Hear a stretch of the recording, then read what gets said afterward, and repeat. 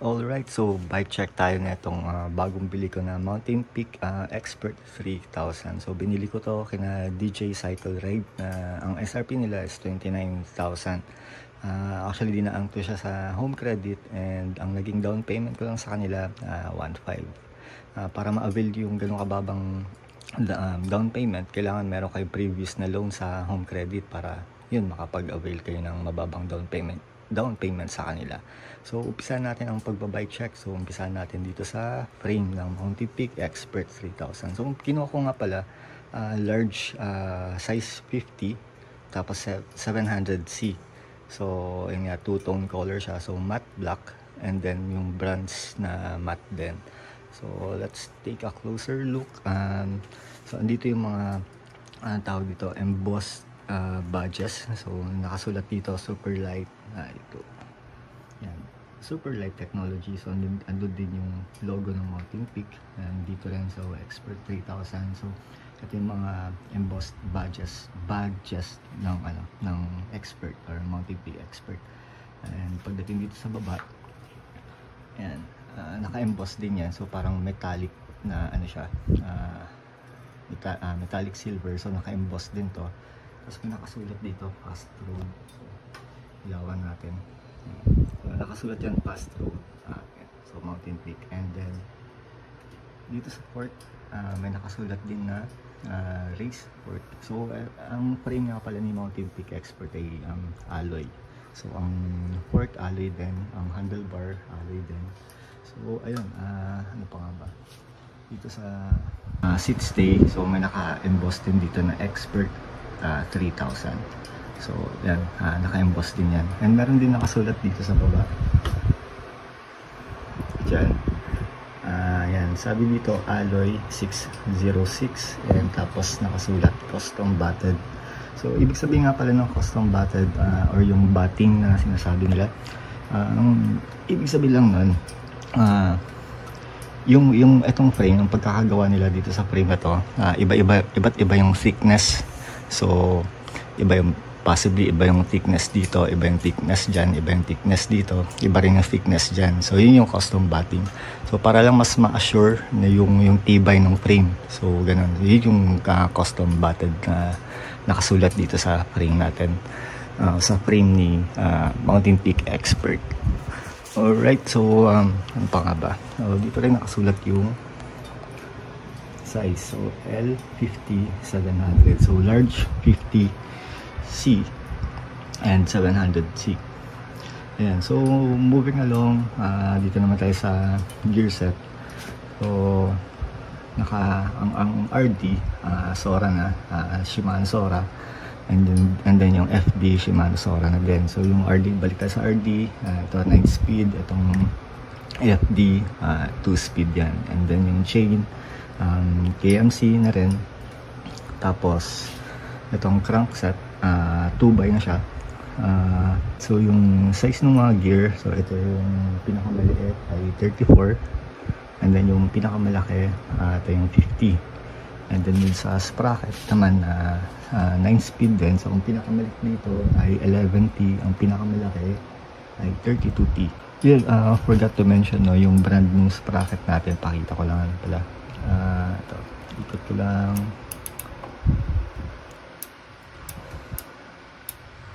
Ayan. Tapatan ko lang ng ilaw. So yan ang brand ng sprocket. Sugek. Okay, so 11, 32, 11, tama pala, 32, tapos dito 32, or yeah, 34 pala, 34, and then 50. Okay, ano pa nga ba? Ang crankset nga pala natin ay Pro Wheel as ounce. Yan, so Pro Wheel as ounce. And then itong pedal naman natin ay hindi naman nag-glitch kasi hindi naman nag-glitch, so flat pedal lang ginamit ko. And then yun, ano pa nga ba, naka STI na nga din pala, so STI Sora. Yan. And then yung handlebar natin, so ito yung drop bar natin, aero type na rin. So flat siya, hindi siya yung mga rounded type na handlebar. And yun yung gear set netong Mountain Peak Expert 3000. So pwede nyo i-upgrade tong crankset, pwede nyo gawing Halotech. So mas maganda kung Halotech na siguro para mas gumaan pa yung bike nyo o yung itong Mountain Peak Expert 3000. Alright, so moving along, so, dito naman tayo sa brake o sa hubs na lang muna.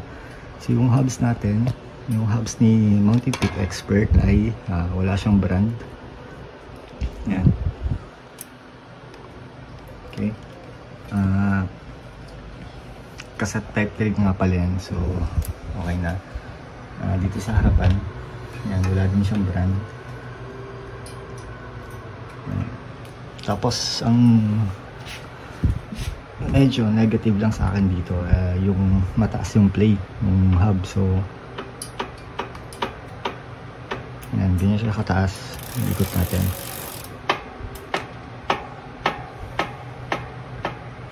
Yan.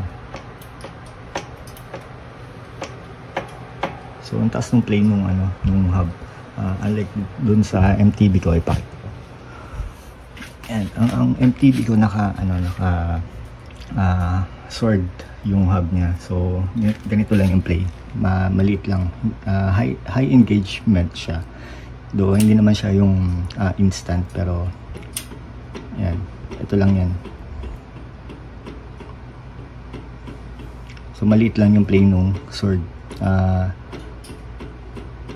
Yan, so ganyan lang yan. Maganda siya sa sa akyatan, pag lalala sa sa mga bundok, pag umakyat ng bundok. Right, so balik tayo dito sa sa Mountain Peak Expert. Yan, so ang taas ng play.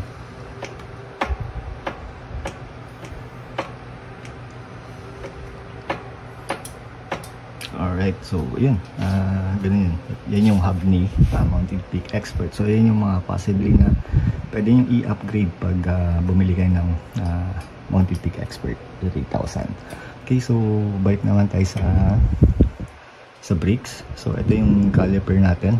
So hindi siya hydraulic, mechanical yung brakes natin. So again, wala din siyang brand.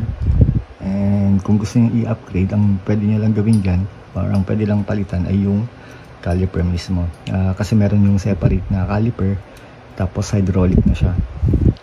Pero syempre, mas maganda pa rin kung full hydraulic yung brakes. So, ayun, ano pa nga ba? Ito naman sa rim set. Okay, ang ginamit na rim set ni Mountain Peak Expert 3000 ay Aerowick. Yan. And then yung gulong CST SAR. So 28 yung size niya. 700 by 28. Natin kung makikita natin dito. 28, 62, 700 by 28C. So yun yung size nung gulong. Right. So ito namang spokes. I think stainless steel to. Kasi nung trinay kong minagnet, well, yun, syempre magnet siya. Mas maganda pag ma-upgrade nyo din to ng alloy. So mas, for sure, mas gagaan pa yung bike. Actually, sinukat ko tong bike na to. Winayin ko yung bike. So nasa 11.85 kilograms. Pag napalitan yung mga spokes, mga yan, mas gagaan pa yan. So siguro pwedeng mga nasa 11 na lang or mga sa 10 plus, mga ganun. And especially pag napalitan din siguro to sa Halotech. Syempre itong mga to, I think bakal din. Ito may magnet actually itong ilaw ko.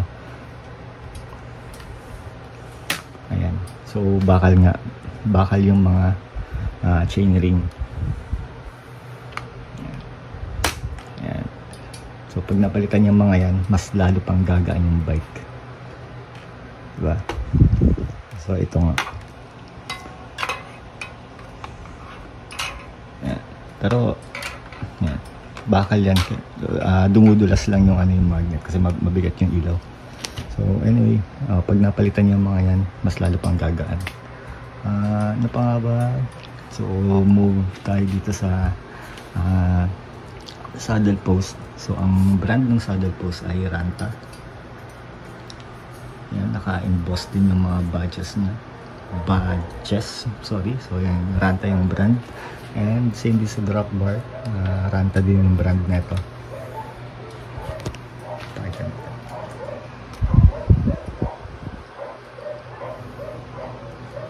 Yun, so Ranta ang brand.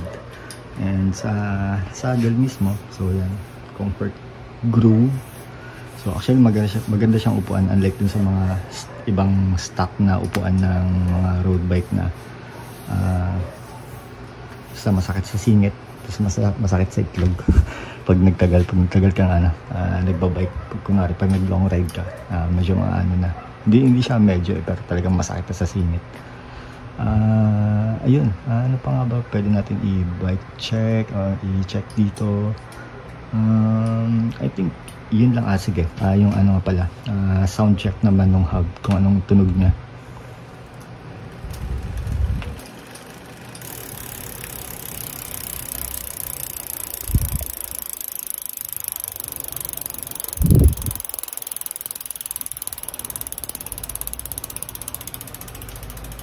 Yun lang yung tunog ni yung tunog nung hub ni Mountain Peak Expert 3000. So yun lang naman, hindi din ako special. So ayun, no pa nga ba, so kung gusto nyo maglagay ng mga cyclo computer nyo, meron dito, bibili kayo ng pwede nyo i-mount dito sa ilalim. So as you can see naman, internal nga pala lahat ng mga cabling niya, so nasa loob na lahat. So ang linis na tignan. So ayan, dito yung ilalagay yung mount para sa cyclo computer dyan. And then mas maganda yung mount na meron na ding pwedeng ilagay yung yung ilaw kung meron kayo. And then pwedeng dito na rin ilagay yung kung meron kayong mount para sa phone naman. Yun, so yun guys. May nakalimutan pa ba ako? I think wala naman ako nakalimutan sa bike check natin. So yun guys, wala man na masyado. Ang next na gagawin ko na lang dito soon, ang first na gagawin ko yun nga, mag-upgrade na lang ako ng hubs and then itong mga spokes. Yan, hub and then spokes, and then probably soon magpapalit na rin ako ng crankset para yun na, mas maging okay yung bike experience dito sa Mountain Peak Expert 3000.